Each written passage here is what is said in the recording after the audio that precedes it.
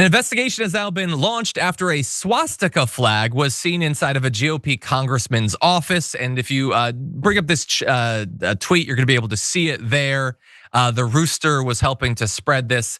It's like a Zoom call with a legislative correspondent, Angelo Elia of Congressman Dave Taylor's office. And you can see in the background an American flag. Let's zoom in and enhance the American flag with the swastika in the middle there.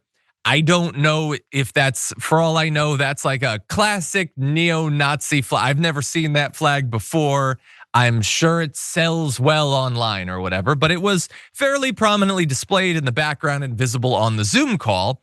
And the representative, after this was brought up on Twitter, said he was launching a full investigation in coordination with Capitol Police, saying, "I am aware of an image that appears to depict a vile and deeply inappropriate symbol near an employee in my office. The content of that image does not reflect the values or standards of this office, my staff, or myself, and I condemn it in the strongest terms," which is actually, if you just end it there, that's a pretty good response to this, I think. I don't know that it's true that it doesn't in any way reflect the values of his office or himself, but let's pretend that it does. That's a pretty good response.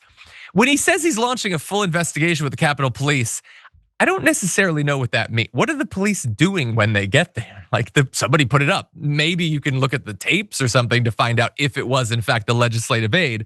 But in any event, that was not the end of the representative's response to this. He goes on to say he blames foul play or vandalism after it was put up, seeming to imply that it was not the case that the legislative correspondent put it up in the background of his own shot. And look, I like nuance and I like playing devil's advocate. There are perhaps some reasons to believe that there is some alternative explanation. First of all, it is wild that you would put that up in the background of your own shot and hard to imagine. It is not impossible to imagine in 2025 that someone would do this, that someone working in a Republican congressman's office wouldn't sort of like look around the country and think, maybe now we can do this. I think it's somewhat plausible. Now that said, there are some interesting wrinkles to this. First of all, this guy Elia, the one in the Zoom call, has been working for Representative Dave Taylor since he started his term. Supposedly, public records show that he's from GWU and is a registered Democrat. That is interesting. Now, is he actually a Democrat? Perhaps. I mean, it's a piece of evidence that he is registered as a Democrat. I would also say that, he has a Nazi flag in the background, which we don't generally associate with Democrats unless you're like insane or Alex Jones or something. And also he has been working for a Republican congressman all year. Now, you don't have to go work for a congressman that shares your party ID or whatever, although in these times, I think that would probably help. And so it's kind of like a mixed bag, I think, a little bit, Yaz. Like, could he potentially be a Democrat? Could he have planted it to make Dave Taylor look bad? Could someone have planted it in the background of a shot? I don't know. All of these things are possible. I don't know what evidence could potentially come out, but what do you make of it? Yeah, I mean, if he's trying to launch an investigation, I would assume that maybe there's a security camera somewhere where you could, go through the tapes and see if somebody planted the flag there. I wasn't expecting that to be the response, though, I will say. I was expecting him to, just come out and be like, my bad or something, but he said, that's not my flag. That's not mine. I didn't put it there. And I would be outraged if I had that flag somewhere in my office that I did not put there. So I can empathize that way if he's telling the truth.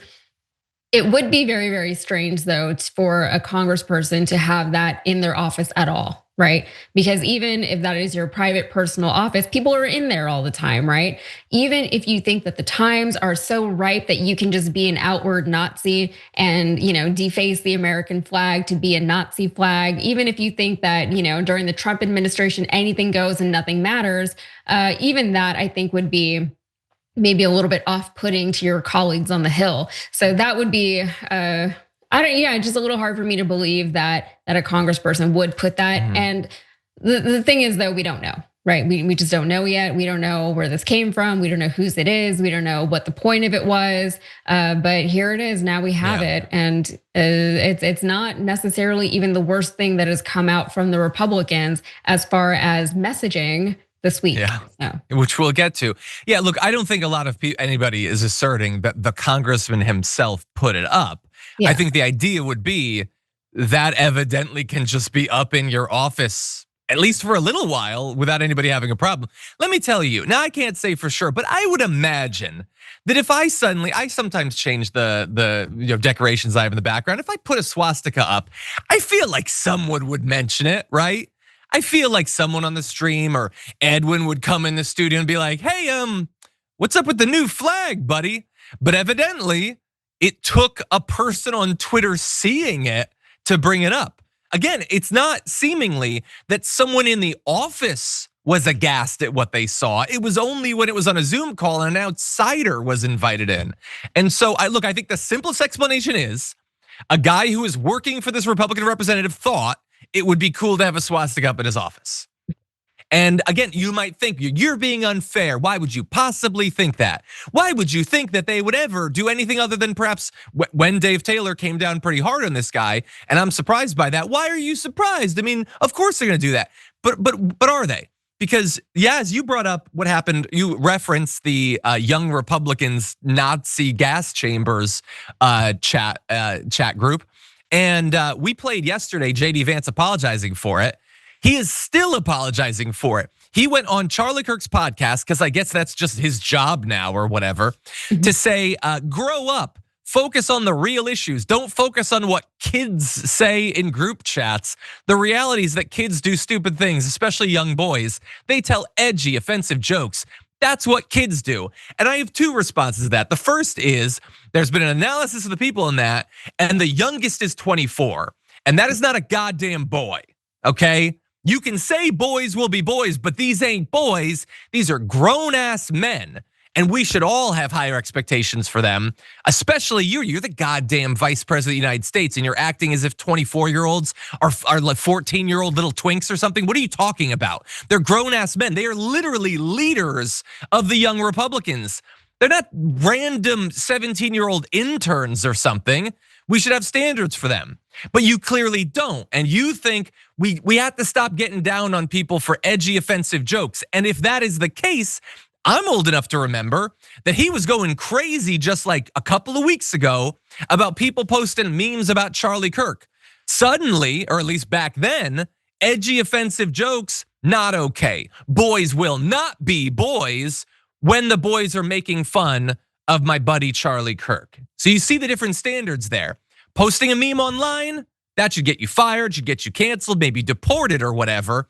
Joking about gassing people, joking about monkey play ball and watermelon people and all that, when it's the literal next generation of your party, not randos on Twitter. This is the cream of the crop of your next gen. That's not something that we should worry about, and boys will just be boys. Yes, any other thoughts?